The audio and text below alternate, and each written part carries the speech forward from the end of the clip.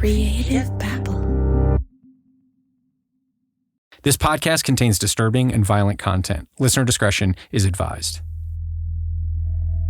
911. Hey! Please get someone to my office. What's going on? Please, my girlfriend, I think she just shot herself with blood everywhere, please. She what? She shot herself. Please. Okay, Please get someone here. Please. Ma'am, I need you to calm down. It's sir. Ma'am, listen to me. It's sir. Listen, hang on. Let me tell you the truth. I'm deputy St. Johns County Sheriff's Office. I work with y'all.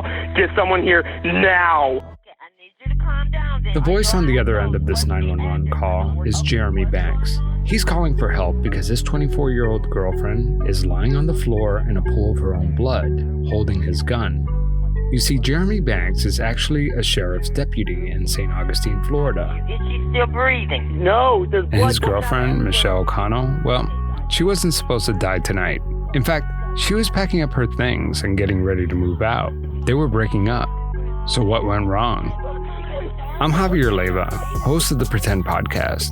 When I first heard about the case involving the death of Michelle O'Connell in St. Johns County, Florida, I wanted to learn more. As a journalist and documentarian, I felt like the story isn't over, but I didn't want to work on this project alone. So I asked my friend John Taylor from the Twisted podcast if he would be interested in working on this project with me to see if we could uncover new information or provide a different perspective on the story.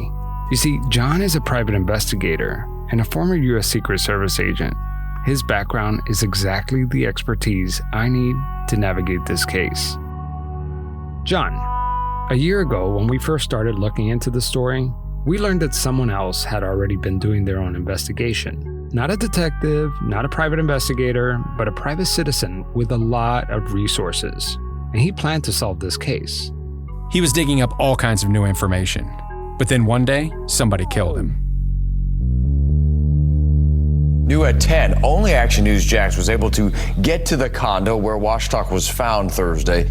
And you can see there the door has been replaced. Someone was after them. The amateur sleuth goes by the name of Eli Washtock. What happened to all the evidence he collected? And why did he feel like someone was after him? Let's just say that things got a whole lot more complicated than we expected. Now, John and I are picking up the Michelle O'Connell death investigation where Eli Washtock left off.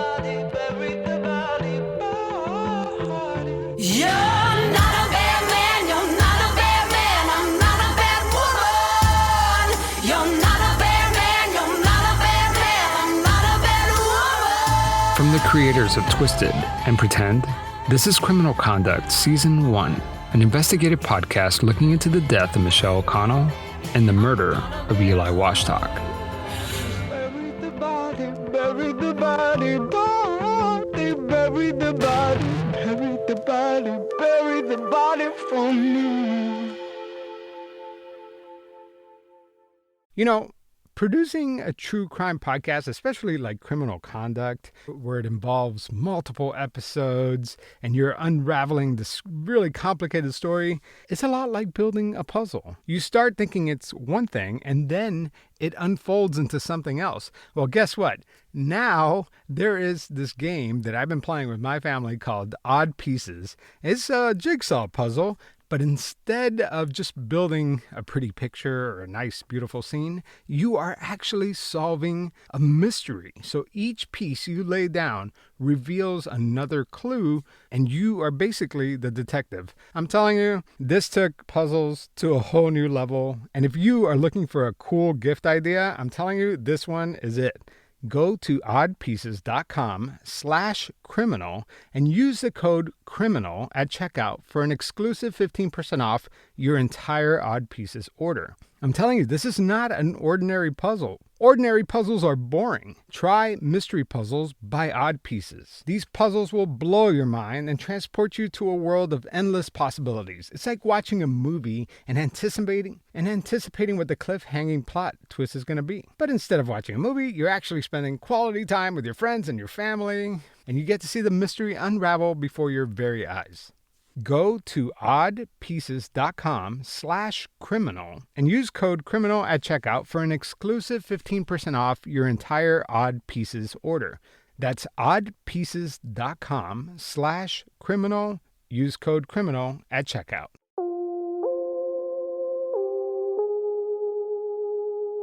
Like most summer days, it was hot and humid in St. Augustine, Florida. September 2nd, 2010 was going to be the day that Michelle left Jeremy. The plan was simple: go to the concert, come home, pack up her stuff, and leave. After the concert, Michelle had made plans to hang out with her friend Mindy Fox. But she never made it. Hi, this is Mindy. I was one of Michelle's best friends. Oh, hey, Mindy. How are you? I spoke with Michelle's friend Mindy. Mindy firmly believes Michelle didn't commit suicide. She says Michelle was leaving Jeremy that night, but says that he wasn't going to let that happen. And so at that time, you thought the two of you were going to be going out together that night? Well, throughout the day, we were texting each other, making sure that it was, the game plan was still on, which both of us were like, yep, still doing it. We're still having a girls' night. I know she went to the concert, so I figured maybe she just got tired because she went to the Paramore concert, and we were supposed to hang out after that. So you knew she was going to that concert? Yeah, so I was messaging her, trying to figure out what we were doing, and I never got a response. I called her. She never answered. I figured maybe she just went to bed. So you weren't concerned that night, necessarily? I mean, I was kind of concerned because she had made a big deal about, promise me we're still hanging out and you're not going to flake on me. I asked Mindy if she knew the details of Michelle's plan. Yeah, she was supposed to break up with him, and our plan was we were going to both break up with our guys and we were going to go to a place together. But first we were going to move in with our parents and save up some money, and then our plan was to move in together with our kids. And it wasn't just Mindy. Michelle O'Connell told plenty of people about her plans to break up with Jeremy. She wanted a fresh start. Teresa Woodward was one of Michelle's high school teachers. Teresa was also a good friend. And days before Michelle's death, she was actually her new boss. You see, Teresa Woodward just hired Michelle to work as a preschool teacher at a child care center. She said Michelle was looking forward to her new life. But most importantly, Teresa says Michelle was gaining independence. She was so thrilled with it. And she had said that she was leaving Jeremy, that was not a bright spot in her life anymore. And everyone had told her, don't tell him and then leave. Just leave and then call him. Because everyone was so afraid that he would do something and he would hurt her. And he did. Mindy Fox knew that Michelle was leaving Jeremy. Teresa, Michelle's boss, knew as well. Patty, Michelle's mom, says that their relationship had been going south for some time now. There's going to be a time when they just said, I'm leaving, I'm done, I can't do this anymore for my daughter's sake, for my kid's sake, I'm out of here. And so I think that's what happened with Michelle. She saw this is only getting worse, I'm not staying here. And she did not love him near the end. I think she actually felt sorry for him.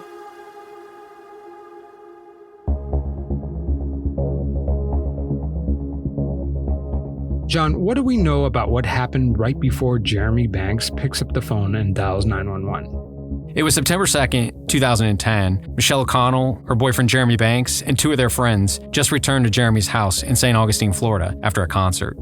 And roughly what time of day was this? It was late. The concert ended around 10 o'clock. About an hour and a half later, at 11:20 p.m., Jeremy Banks calls 911. So the concert ends. Michelle, Jeremy, and the other couple head back to Jeremy's place, which he shares with Michelle and her daughter. Out of context, this doesn't sound like it's going to end in tragedy.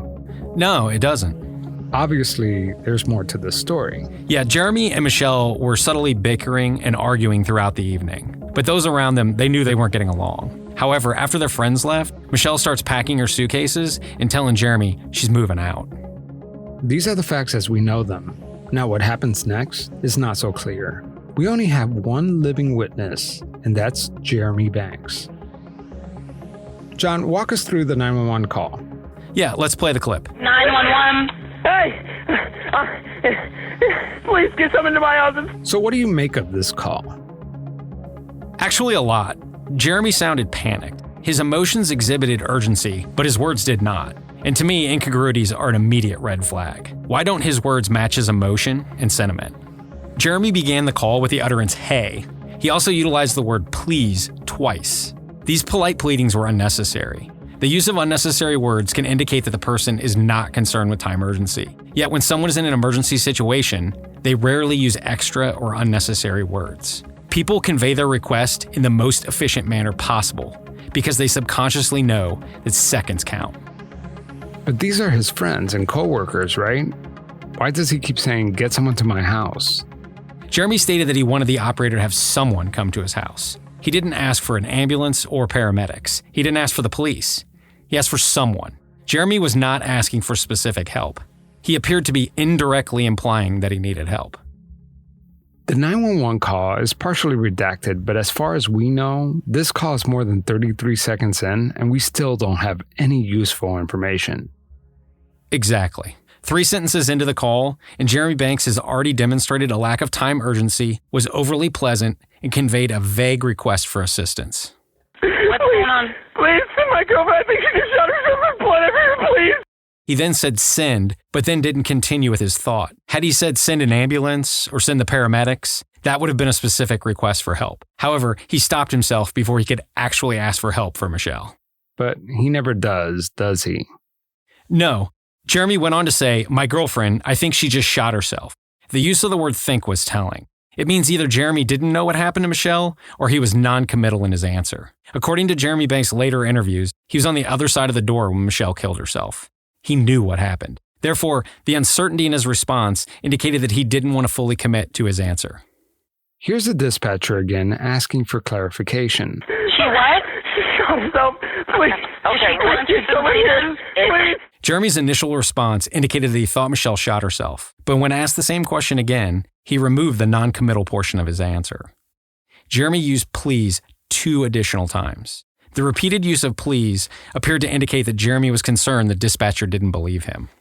Often when people are deceptive, they know what they are saying is not true. Therefore, they think the person they are telling doesn't believe them. It results in the person adding emphasis and repetition as they try to convince the person that what they are saying is actually true and accurate. This is the part of the call that made my eyebrows go up because Jeremy is hysterical. His voice is very high-pitched, and the operator thinks he's a woman. And he is highly offended by this. Ma'am, I need you to calm down. It's sir. The operator mistook Jeremy Banks for a woman.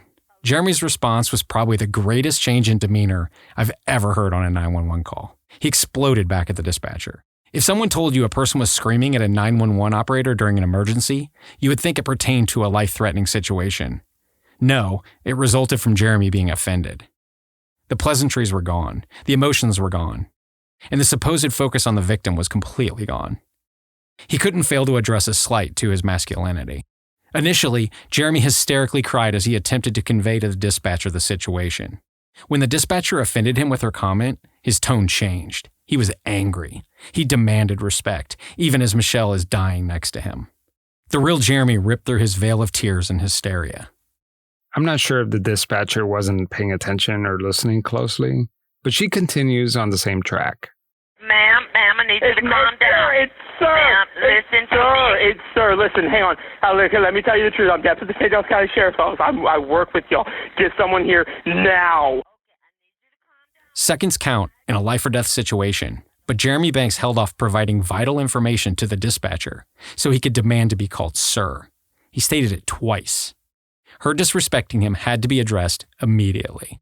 Jeremy continued with the unnecessary words listen, hang on, and let me tell you the truth. The phrase let me tell you the truth can be utilized as a means for telling the recipient what he is about to say is important. It could mean that. However, it can also indicate that what he said prior included deception. And based on Jeremy Banks' interview later that evening, he was being deceptive during the first portion of the call. He was pretending like he was someone else because he claimed that he believed acting like a normal scared person would get help there faster. That's what Jeremy later claimed, at least. Of course, everything he said during the call indicated he had no sense of urgency. Oh, so now he's telling us the truth. Yes, in that the information he's conveying is factual. Jeremy went on to inform the dispatcher that he was Deputy Banks, and he worked for the St. Johns County Sheriff's Office. Jeremy identified himself as Deputy Banks, not Jeremy Banks. He wanted to be addressed using his title. Why was this important to him during a life and death situation? Is she still breathing? No, there's blood coming out of everywhere, please. Okay, so she's not breathing. After calling Jeremy sir, hence providing him with proper respect, the dispatcher asked him if Michelle was breathing. He provided no hedging in his answer. It was just no. Everywhere, please. Call dispatch on TAC 2. Get them here now. I understand. Sir, they are on the phone. I need you to calm down. One second. We're coming as fast as we can, okay? Calm down for me, okay?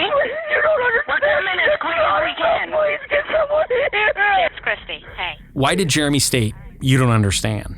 Had he failed to provide any useful information, or was he just sensitive to the accuracy of his claims during the call? Was Jeremy concerned that the dispatcher didn't know Michelle was shot, or that she may not know Michelle allegedly shot herself? Only the first option would be helpful to the immediacy of the situation. Interestingly, during the entire 911 call, Jeremy Banks never spoke to Michelle. He never told her to hold on or to fight. Also, not once during the call did he refer to Michelle by name.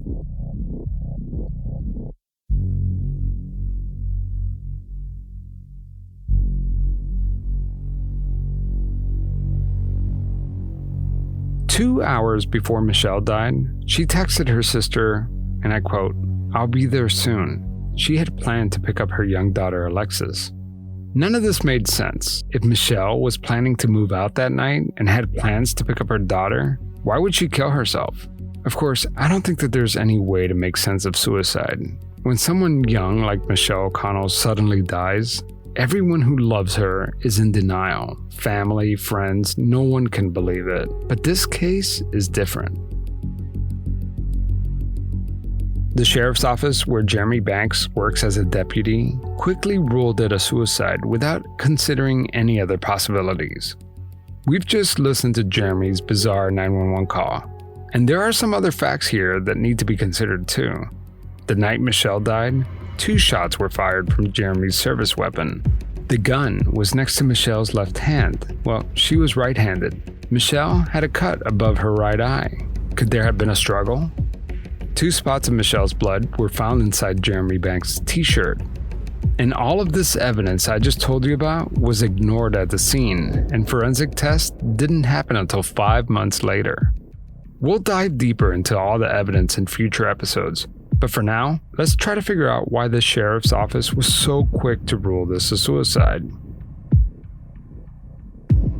But the first thing we did was to request every publicly available file on the Michelle O'Connell case. A report from the St. Johns County Sheriff's Office states that the officers found a cell phone, painkillers, and muscle relaxers in Michelle's pocket. They checked Michelle's phone and found some concerning text messages. One sent to her sister read, and I quote, "Promise me one thing. Lexi will be happy and always have a good life," unquote.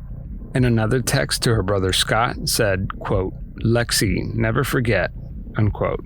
Lexi is Michelle's 4-year-old daughter, Alexis. The pills, the haunting text messages, and Jeremy's account of the night's event convinced St. John's Sheriff's Office detectives that this was a clear-cut suicide. This was the same department where Jeremy worked. Everyone at the scene knew Jeremy personally. On September 4th, 2010, not even 48 hours since Michelle's death, a St. Johns County medical examiner concluded that Michelle's death was the result of a self-inflicted gunshot wound.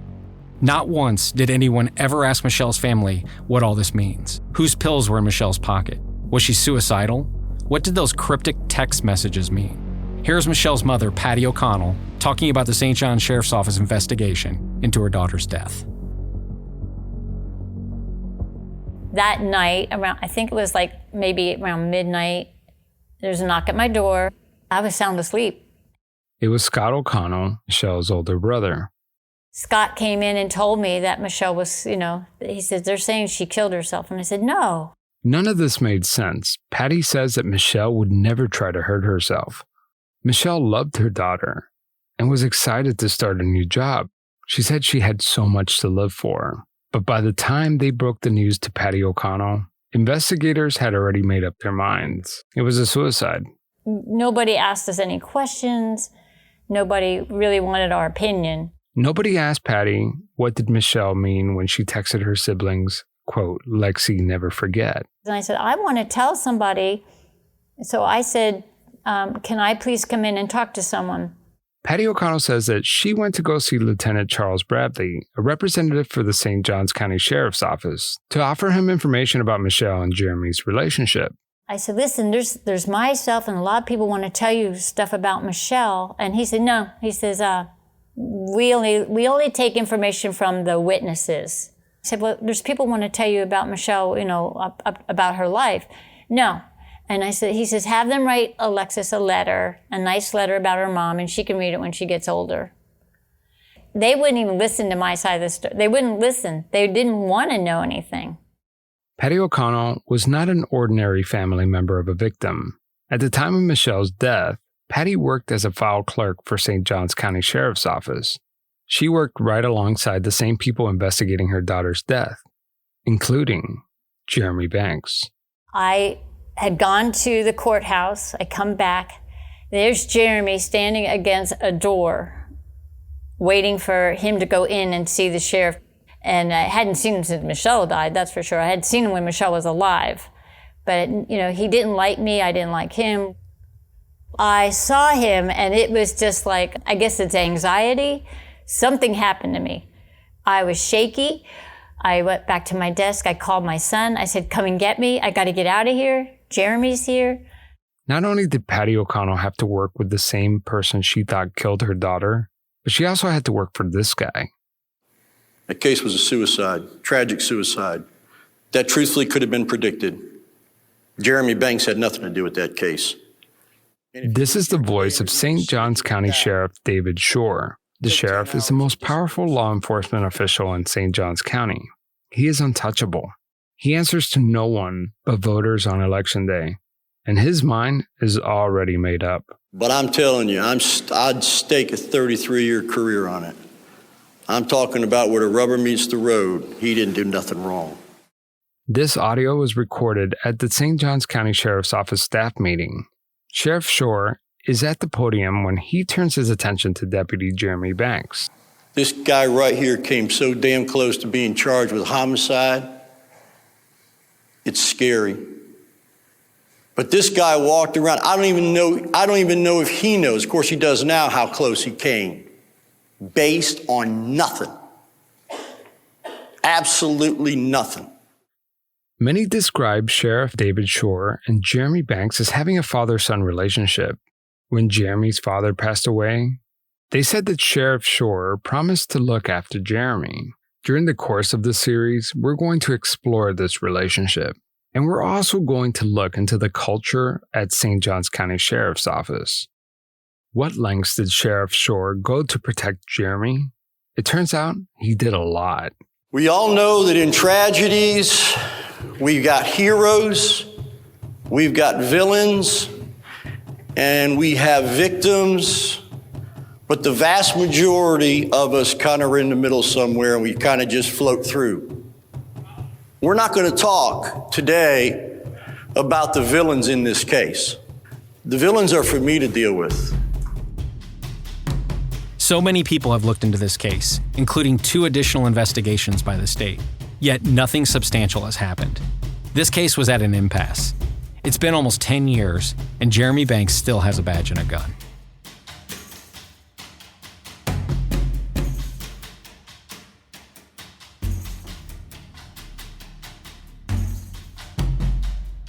Right as John and I began working on this podcast, something huge happened. A private citizen by the name of Eli Washtock was already looking into this case. He was way ahead of us, and it turns out that he too was skeptical of the official conclusion of suicide in Michelle's case.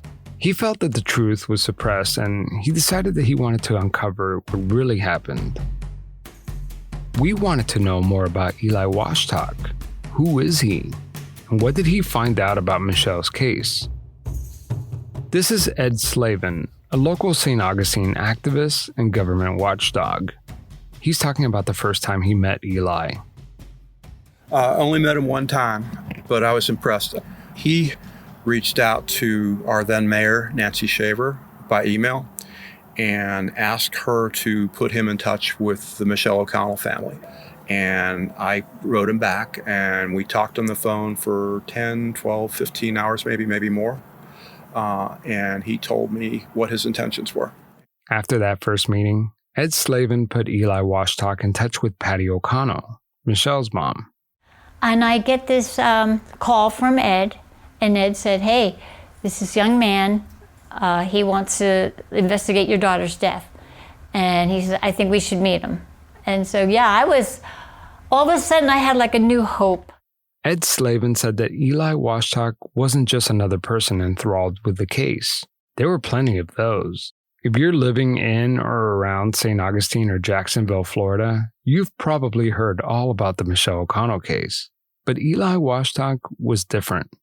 He said, I've got money for days, and it was his intention to solve the case.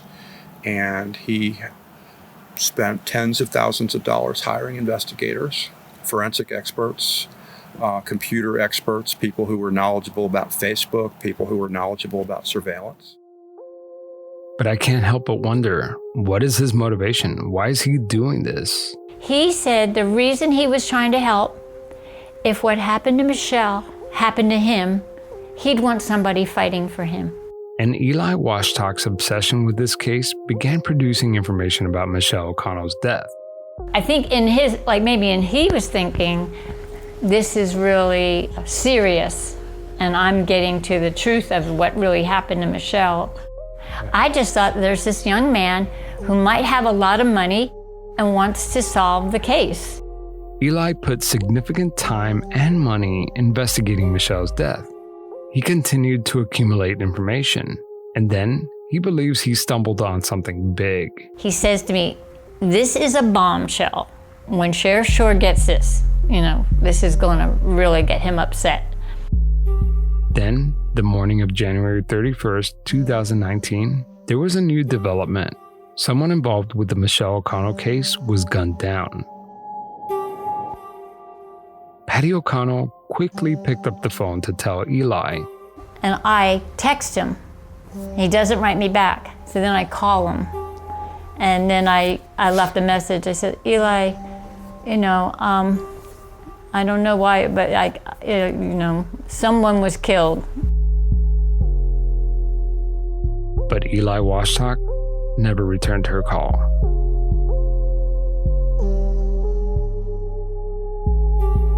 Next time on Criminal Conduct. Right now, deputies are in this St. Johns County neighborhood trying to find out if there is a connection between today's suspicious death of a local father and his interest in the controversial death of a young mother from 2010. Officially, the police investigating Eli's death only referred to it as suspicious. A lot of people who are more on Michelle's side believe Eli was murdered. I think somebody in the sheriff's office knows exactly what happened. I believe Sheriff Shore knows. I believe he knows. I believe Eli was murdered to keep him quiet.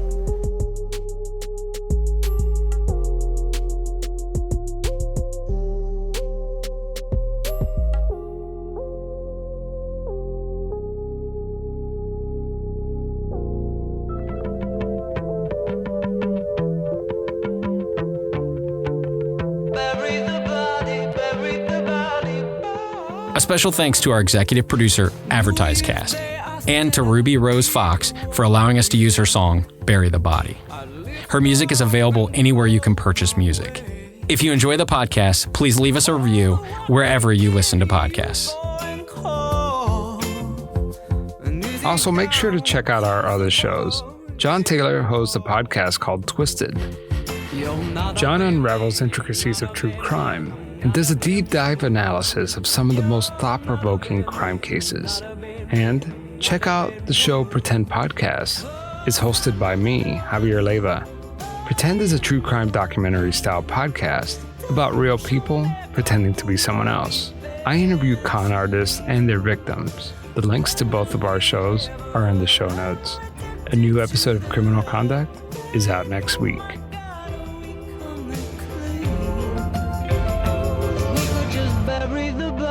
Bury the body. Creative Babble.